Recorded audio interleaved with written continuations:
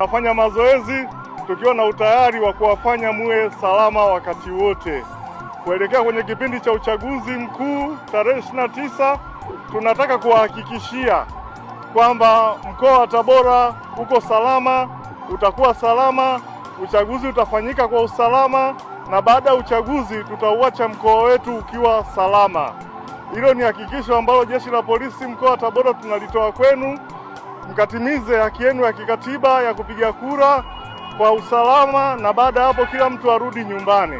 Lakini ni wasii na kuwakumbusha, hususan kundi la vijana, msijihusishe na uchochezi wa aina yoyote unaweza kufanyika kwenye mitandao ya kijamii. Hilo ni kosa la jinai.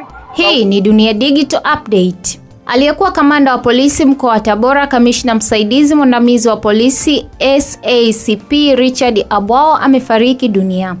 Taarifa ya kifo chake imethibitishwa na mkuu wa mkoa wa Tabora Paul Chacha na kueleza kuwa kifo kimetokea katika hospitali ya taifa Muhimbili jijini Dar es Salaam alipokuwa akipatiwa matibabu. Bwana Chacha amesema kifo cha SACP Abwao ni pigo kubwa kwa jeshi la polisi na mkoa wa Tabora kwa ujumla, akimtaja marehemu kuwa kiongozi aliyekuwa akitekeleza majukumu yake kwa weledi, uadilifu na kujituma katika kuhakikisha usalama wa wananchi na mali zao.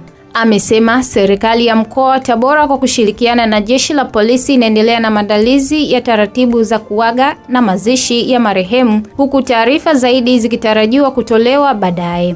SACP Richard Abwao amefariki akiwa katika kipindi cha matibabu katika hospitali ya taifa Muhimbili, ambapo viongozi mbalimbali pamoja na wananchi wameendelea kutuma salamu za rambirambi kufuatia msiba huo.